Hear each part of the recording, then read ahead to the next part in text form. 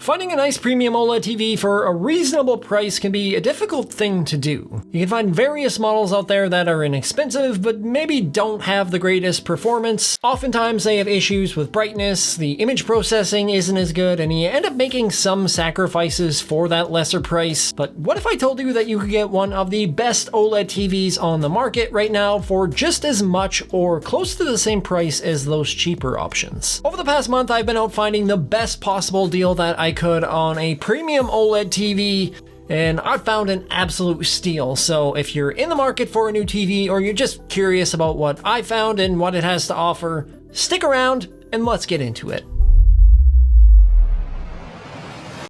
Hey everyone, Kyle Erickson here.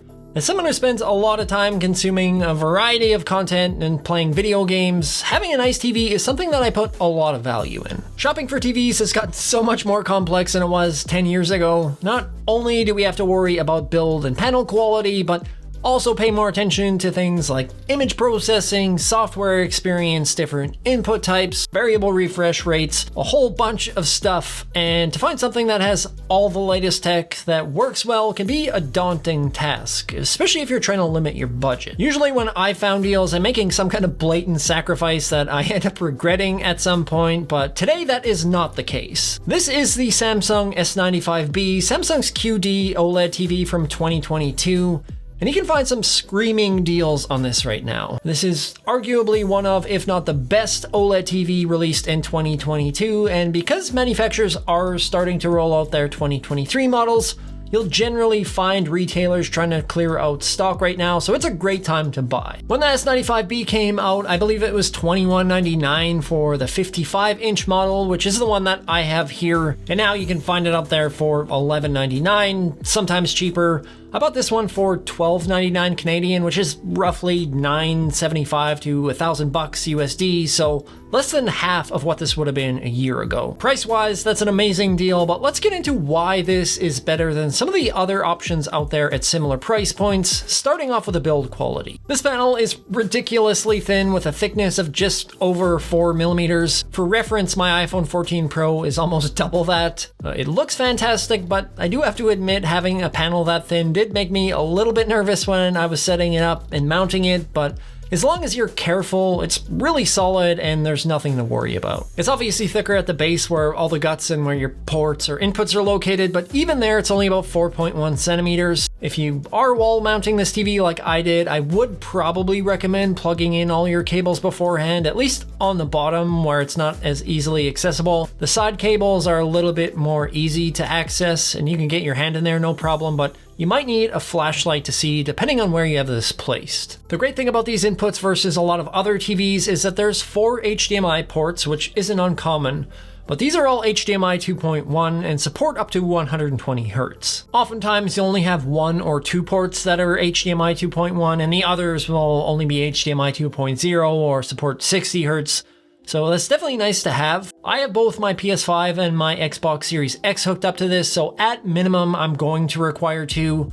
But if I ever want to hook up a PC or something else that supports higher refresh rates, it's nice to have that flexibility. Supporting 120 Hz means that this is a 120 Hz panel, and the panel itself is where this TV really sticks out from its competition. The display is undoubtedly the most important part of any TV, and this OLED does differ quite a bit from your traditional OLED panels in that it uses quantum dot backlight technology. Traditional or WOLED screens use a white OLED light source with color filters to show color, whereas a quantum dot or QD OLED has a blue light source that uses a quantum dot material that shines the light through to produce a color. I won't get into the weeds too much with that, but the important thing to note is on a QD OLED display, the colors are going to pop a little bit more with better overall color volume and saturation, and it does improve overall brightness levels as well. On this panel, you can expect a peak brightness of around 1200 nits in HDR content and 500 or so in SDR, which is generally a lot brighter than you find in WOLED panels, especially cheaper options. I have this set up in my media room in my basement, so I don't have to worry too much about brightness levels since it's relatively dark where it is, but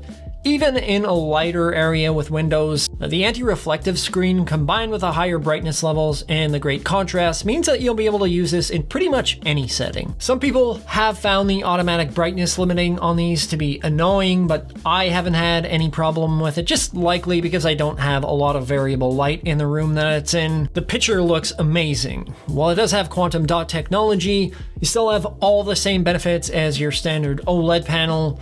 OLEDs can light individual pixels, unlike your standard LED displays that require a backlight for the entire thing, so you're going to get true blacks and infinite contrast on the S95B. If you're watching any 4K media, the detail and the colors are almost instantly noticeable, especially if you're coming from a TV that isn't OLED. This TV is very color accurate out of the gate, so you shouldn't really have to worry about white balance or the colors being off, and again, because it is OLED, you can view this at pretty much any angle without any color or picture distortion. One thing of note though, for whatever reason Samsung does not support Dolby Vision, but they do support HDR10+, presumably because there's more of a cost to license Dolby Vision, where HDR10+ is more of an open source, inexpensive solution. Both standards are relatively the same, but I did want to mention that in case you're running an older Apple TV 4K, or some kind of other device that supports Dolby Vision and not HDR10+. Usually companies are pretty good about supporting both. The 3rd gen Apple TV 4K does support HDR10+, so personally I'm fine there,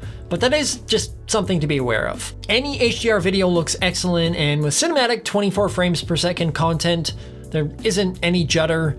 The only flaw in any kind of media consumption I've noticed is on lower quality SDR content. Things like YouTube videos in 1080p or really anything that has a lot of compression at lower resolutions. You can tend to notice imperfections more, and that also includes gaming as well. The S95B does have the option to run Xbox Cloud Gaming right from the TV without anything hooked up, which is kind of cool. It's totally usable, but again, because that image source is compressed, it doesn't look great in my opinion. Outside of that, gaming through an actual console is outstanding. With the 120Hz refresh rate, everything is super smooth.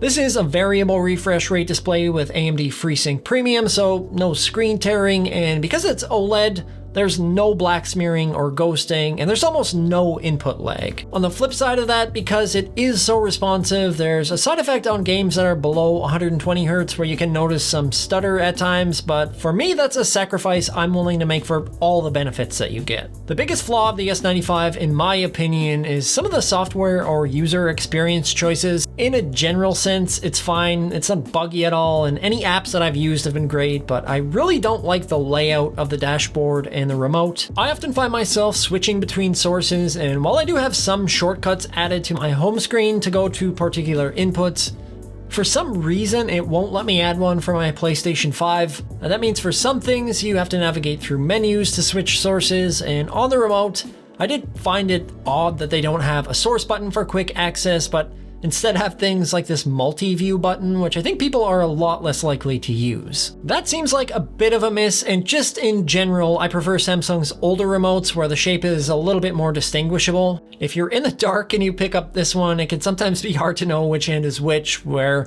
on these older ones you know immediately just because of the shape. These new ones do have both USB-C and solar charging, and an internal battery, which is kind of neat. You don't have to worry about swapping batteries anymore, which is always a plus, but I do think I might end up switching this up. The nice thing is most newer Samsung remotes are interchangeable, so if you do find one that you like, you can normally just pick it up and use it with any modern Samsung TV. That is really the biggest gripe that I have with a TV though, and pretty small all things considered. The nice thing is I do only need one remote between this and my sound system, which isn't always the case, but again, especially if you own a Samsung soundbar or surround system, they work seamlessly together without any issues. First of all, I was totally blown away by the audio that this TV can push out.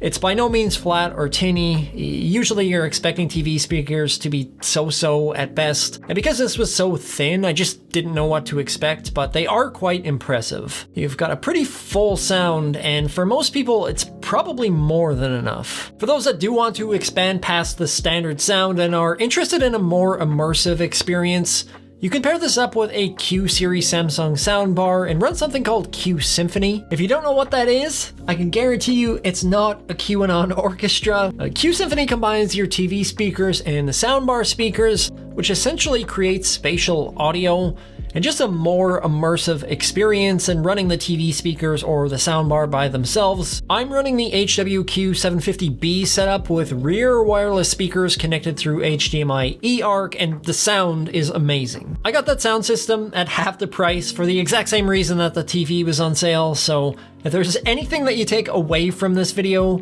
make a mental note, springtime is generally a good time to buy electronics at a discount. Anyway, back to the soundbar setup. Because it's wired via HDMI, I don't have any latency issues, and I get full-on Dolby Atmos surround sound. I believe you do have to have it running through HDMI or an optical cable for Q Symphony to work, but even if you just want to use a Bluetooth connection, I haven't experienced any lag connected there either. The S95B does have Bluetooth 5.2, which is a pretty low latency version of Bluetooth, so not much of a worry as long as you have a Bluetooth 5.2 or higher speaker, but I definitely believe that you get the most out of those connections when everything is Samsung branded. I know personally, between the sound and the picture, I couldn't ask for more out of a media setup in this day and age. There are a few little things here and there that could be improved, but all the major things that you want out of a TV are in here. A great build quality, sound, functional software, and most importantly, great picture. And if you can find this for around $1,000, I think that's a steal. Samsung's newest version of this TV is the S95C, and while it does have some improvements over last year's version, I think there's a much higher value for a lot of folks in the S95B just because of the price. I would love to hear what everyone else's take is on this. Would you consider picking up an OLED TV for this price, or do you think that you just get the latest and greatest model? Let me know in the comments down below. That's all I got for you today. If you enjoyed this video, feel free to hit that like button. If you want to see more tech-related content, or you'd like to learn to mime with me in hopes of acting out an exaggerated story, please subscribe. Thank you so much for watching, and I will see you in the next upload.